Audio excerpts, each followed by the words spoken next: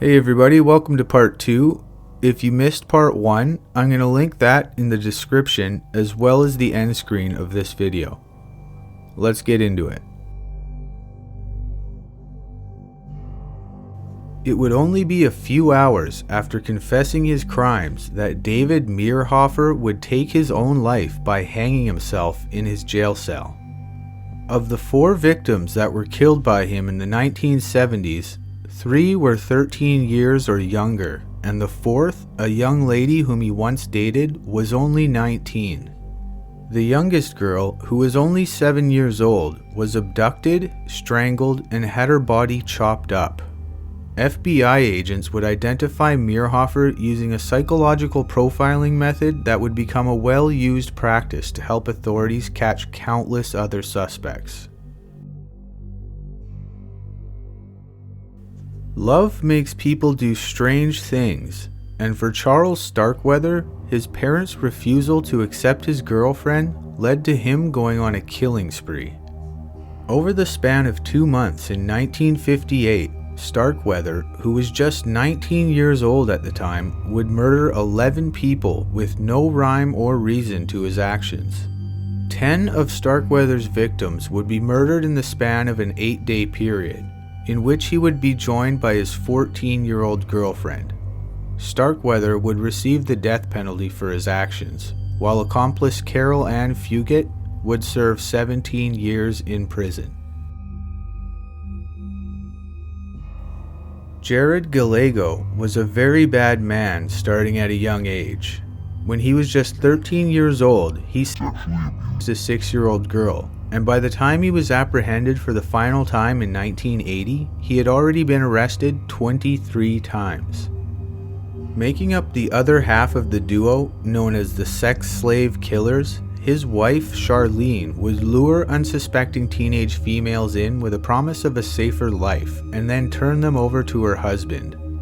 Before killing each of the 10 girls that they had trapped, Gerald would use them as sex slaves. After they were finally apprehended, Charlene would willingly trade a shorter jail sentence for a plea deal that led to receiving only 16 years in jail, while he would get the death penalty. Gerald would die of cancer before his execution took place. The Chameleon was a fitting name for Terry Rasmussen, who used numerous other aliases during his life of crime. Under the name of Bob Evans, Rasmussen would kill his girlfriend, her 2 children, and his own daughter, and stuff their bodies in barrels, which he would later hide in the woods.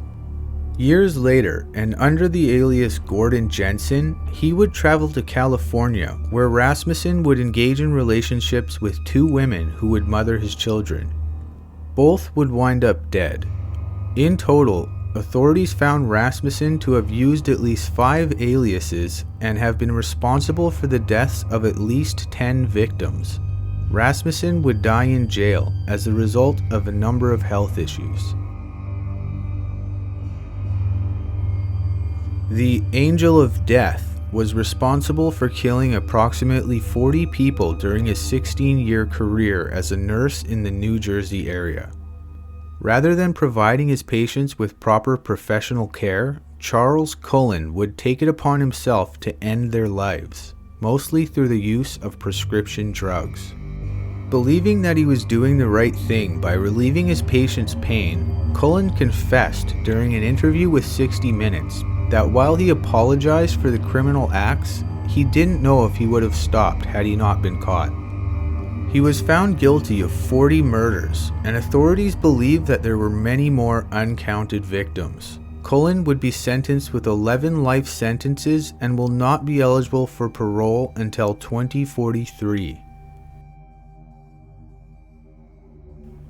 He was arrested in 1999, and by 2002, David Ray had only served 3 years of a 224-year sentence before dying of a heart attack. Convicted of abducting and sexually torturing 3 young women, authorities are confident that there were many more victims. Using a $100,000 trailer that he referred to as his toy box, outfitted with sex toys, handcuffs, chains, and whips, creating his own personal sexual torture chamber, Ray would abuse his victims before either releasing them or murdering them. For someone who can be as cold and calculating as to kill 17 victims, paying attention to a missing license plate was an oversight that put Joel Rifkin in jail for 203 years. After being pulled over for not having the proper vehicle ID, authorities noticed a rotting smell coming from the trunk, which was the decaying body of a female sex worker. From 1989 to 1993, Rifkin terrorized various New York neighborhoods, primarily Brooklyn and Manhattan, abducting sex workers and then dismembering their bodies and scattering their remains throughout the Big Apple. During an interview in 2010, Rifkin stated that he was surprised that the authorities did not catch him sooner. The 10 females that were murdered in Charlotte, North Carolina during the mid-1990s all had some sort of tie to the man who would ultimately take their lives. Whether they were his co-workers or his girlfriend's friends, they all had his contact information in their phone books. Known as the Taco Bell Strangler, Wallace worked at numerous fast food restaurants, befriending his female co-workers before eventually raping, murdering, and disposing of their bodies in lakes and nearby railroad tracks. Unsuspected of his crimes, Wallace would often attend their funerals to cover his actions. Since 1997, Wallace has been sentenced to death row. Following his death during his time in an asylum after being declared mentally insane in 1906, authorities and residents of Niagara, North Dakota found evidence that Eugene Butler may have been responsible for the deaths of 6 teenage boys. During the excavation of his home, authorities discovered the bodies of 6 young men, ages 15 to 18, buried under the floorboards. All of the victims appeared to have similar damage to the back of their skulls. The identities of the 6 individuals have remained unknown, but some believe that Butler, who hired the boys to work on his farm, killed them in fear that they would rob him. A 911 call in 2016 would lead to Sean Great being found guilty and sentenced to death in 2018. When the woman on the other end of the line claimed that she had been kidnapped just outside of Columbus, Ohio, police would arrive at the house she cited and find it filled to the ceiling with garbage. Throughout the debris and the overwhelming stench of decay, authorities would find the body of a strangled female hidden under a pile of clothes, and another decomposing body in the basement. Great would confess and be convicted of murdering 5 women. The woman who placed the emergency call would fortunately survive. Few would even think that Nanny Doss, who was described as a cartoon character, would be capable of killing 11 members of her own family. Always seen with a smile, the giggly granny subtly murdered her own mother, 2 of her children, 4 of her husbands, 1 of her mothers-in-law, her 2 sisters, her grandson, and her nephew. After killing them with arsenic mixed into various foods and beverages, Doss would chop up their bodies. After doctors and authorities worked together to arrest Doss, she would plead guilty and receive a life sentence for murdering her final husband, even after confessing to kill all of the other family members. Doss would die of leukemia during her time behind bars in 1965. After being drafted by the Green Bay Packers in 1974, Randall Woodfield would see his NFL dreams come to a halt due to a number of indecent exposure arrests, a behavior that stemmed from his high school days. Rather than becoming a successful professional football player, Woodfield would become known for being the I-5 killer. From Washington to California, Woodfield would murder over 40 people during the early 1980s. As one of the deadliest serial killers in American history, Woodfield would rob, kidnap, and kill his victims, often with a gunshot to the back of the head while they were laying on the ground. Currently serving a life sentence, Woodfield has only been convicted of 1 attempted murder and 1 murder. At just 17 years old, Harvey Robinson is one of the youngest serial killers in the United States history. Currently serving a death sentence, he was charged with the rape and murder of 3 females between the ages of 15 and 47. Robinson would also be convicted of burglary, assault of a woman in her home, and the rape of a 5-year-old girl, both of which survived. Sentenced to death row in 1993, Robinson once had his sentence altered due to the fact that he was a teenager at the time of his crime, but the Pennsylvania Supreme Court would uphold the death penalty ruling. Craig Price was just 13 years old in 1987 when he committed his first murder, walking over to his neighbor's house and stabbing 27-year-old Rebecca Spencer 58 times. It would be roughly 2 years later when Price would again cause havoc in his neighborhood, as while he was high on drugs, he walked in on a local family and stabbed the mother 57 times, her 10-year-old daughter 62 times, and her 8-year-old son 30 times before smashing his skull. Authorities reported that each of the murders was so violent that the blade of the knives used would be broken off inside of the bodies. Price has been incarcerated since 1989, but the length of his term has yet to officially be determined as he recently murdered another prisoner. Known as Pee-wee, Donald Gaskins claimed that he had sexually tortured and killed over 200 hitchhikers during a 30-year span. While growing up neglected and abused both sexually and physically, Gaskins would find himself in a life of crime, including robbery, assault, and murder. According to Gaskins' autobiography, he stated that the mere sight of a woman enraged him and made his whole body ache. After abducting his victims, Gaskins would torture them, break their bones, and then occasionally engage in cannibalistic behaviors. Despite his small stature, Gaskins would continue to commit his violent crimes in jail, murdering several inmates during his sentence as he awaited his execution in 1991. Sentenced to the death penalty in 1999, Robert Anderson would take his life by hanging himself in 2003.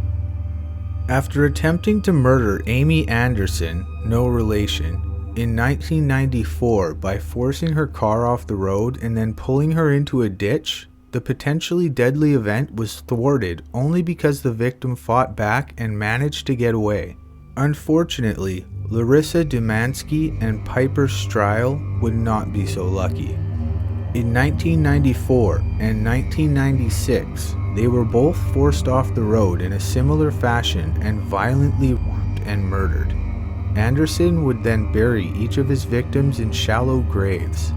Despite killing only 2 victims, authorities believed that he would continue his horrific behavior had he not been sentenced to the death penalty. An aspiring musician, Paul Reed moved to Nashville in the 90s to pursue his dreams of becoming a country rock star. Already saddled with a criminal past with charges of armed robbery, Reed took a part-time job at a fast food restaurant to help pay the bills while he tried to find gigs at night. However, when he was fired in 1994, it was the end of that career and the start of another. Known as the fast food killer, Reed would rob 4 fast food restaurants and murder a total of 7 innocent victims, several of them execution style in the process. Convicted to 7 counts of first-degree murder, Reed would receive the death penalty, but before he could be executed, a process that was stalled several times, he would die from pneumonia. The reason why kids have been warned to never take candy from strangers has a lot to do with Dean Corll, the Candyman. Starting in 1970, Corll, who worked at his mother's candy factory, would entice young children and teenagers into his vehicle with the promise of free sweets. Joined by David Brooks and Wayne Henley, the trio would commit what would become the Houston mass murders. Because nobody suspected the shy, straight-laced family man who was former military, Corll's crimes went unsuspected until Henley turned on him and shot him dead. Both Brooks and Henley would confess to their crimes and currently continue to serve life in prison. Without question, one of the most famous serial killers in history, Ted Bundy confessed to murdering 30 victims, with many more believed to be unaccounted for. While it remains unconfirmed as to when his life of crime started, Bundy did allude to stories that it began in 1969. Following 5 years of crime in the Washington and Oregon area, which he was never convicted for, Bundy moved to Utah, where ironically he would enroll in the University of Utah Law School. Often luring his female victims in with stories of injury as well as his good looks, Bundy would ultimately confess to killing 8 women in Utah. Sentenced to 15 years in jail, Bundy would be extradited to Colorado before being sentenced to death by electrocution in 1989. Israel Keyes was a criminal of various trades. In addition to being a serial killer, Keyes was also a bank robber, a burglar, an arsonist, and although he admitted to authorities of killing 4 victims, including 2 sex workers, it is believed that Keyes was responsible for at least a dozen murders throughout the country. In 2011, Keyes broke into Bill and Lorraine Currier's house while they were sleeping and kidnapped the couple. After taking them to an abandoned house, he shot Bill and proceeded to sexually assault and murder his wife when she attempted to escape. Keyes would take his own life while awaiting sentencing for the murder of 18-year-old Samantha Koenig. For years, the individual tagged the Southside Strangler had no identity. Over the span of 3 months in the fall of 1987, 4 women would have their homes broken into, and then be strangled to death. Through the use of DNA matching technology, Timothy Spencer would be the first person in the United States to be executed using this process. After being arrested for the rape and murder of his 4th victim, authorities would use the scientific process to match body fluids and hair strands to those that were found at the site of the other 3 victims. The Green River in Washington became known more for the dead bodies that were found in it than for the scenery around it. For nearly a decade, Gary Ridgway, aka the Green River Killer, would murder 49 female runaway and sex workers along Route 99. After murdering his victims and dumping their bodies along the riverbed, Ridgway would often return to have sexual encounters with them. Although he would confess to over 75 murders, Ridgway was charged with 48 murders. Agreeing to a plea bargain that involved a life sentence but no death penalty in return for information on the location of the missing women, Ridgway would be charged with an additional murder and is currently serving his life sentence. Long before social media and internet matchmaking services, there was an American Friendship Society. Created in 1927, members would pay an annual fee and in return be given a list of potential romantic matches. Known as the Lonely Hearts Murderer, Harry Powers purchased a subscription to the program under an alias, and when he met up with his female matches, they would ultimately disappear. After hooking up with Asta Eicher, who was a widowed mother of 3, and then Dorothy Lemke, Both ladies and the 3 children would be found strangled and beaten to death in a shallow grave on Powers' property. Powers would be sentenced and hung in 1932. 3 of the most popular horror films in American history were inspired by Ed Gein. Silence of the Lambs, Psycho, and the Texas Chainsaw Massacre were all based on his horrific actions. Taking corpses from graveyards, Gein would decorate his house with their body parts and even made a mask from the facial skin of one of their bodies. In addition to the body snatching, Gein would also be charged with the murder of 2 females. After hardware store owner Bernice Warden disappeared, evidence would point towards Gein being a suspect. Upon a search of his property, authorities found one of the most disturbing crime scenes in history.